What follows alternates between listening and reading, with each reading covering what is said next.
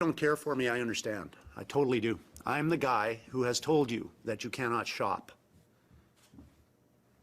I am the person who has come forward here in front of you 75 times and has asked you to do things you've never done before and has asked you to do that every day. I am the person who has told you you can't go to work. I am the Premier who has said you can't run your business because we have the toughest restrictions in Canada and it affects people who put their lives into their businesses. I am the person who has come before you and said you can't go to church. You can't see your friends. You can't travel. I'm that guy. And I totally get that you don't like that. I don't like saying it. But it's got to be said. Someone has to say it. And so I'm the one that took on this job to say it. When I was 14 years old, I lived with my grandparents and I was late for school one day.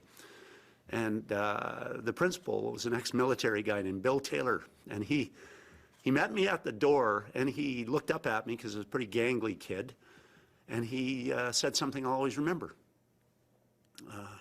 He gave me heck, and then he looked at me, and I guess I frowned or scowled or something, 14-year-old boys do, and he said, "You don't like me right now, son, and that's okay. I want you to respect me in 10 years. That was good. It stayed with me, and I do respect him. I respect him for what he did. He did the right thing. It wasn't the easy thing. So, I'll say this to you. Know this about me. I did not get into politics for the adulation.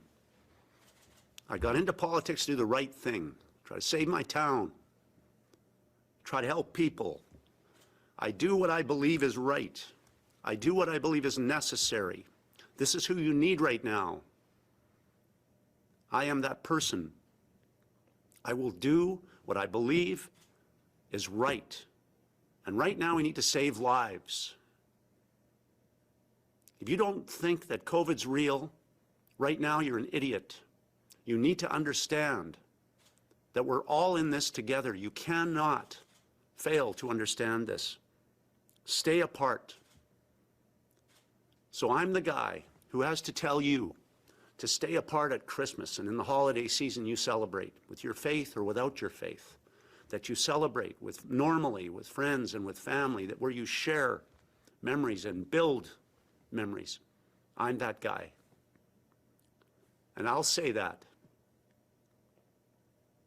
because it will keep you safe. I'm the guy who's stealing Christmas to keep you safe because you need to do this now. You need to do the right thing because next year we'll have lots to celebrate, and we'll celebrate this year if we do the right thing this year. You don't need to like me. I hope in years to come you might respect me for having the guts to tell you the right thing.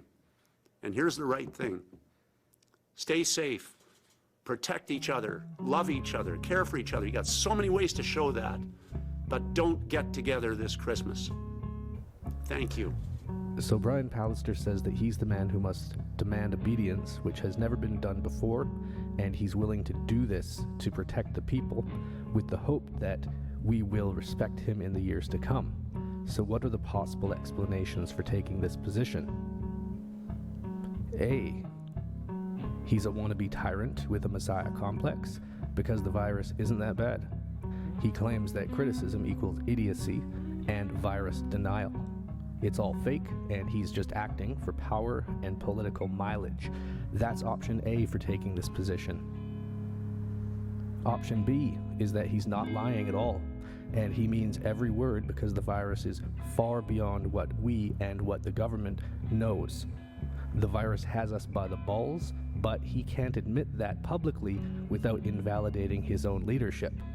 So that's option B, why Brian Pallister might be saying the things that he is saying and taking the position that he has taken.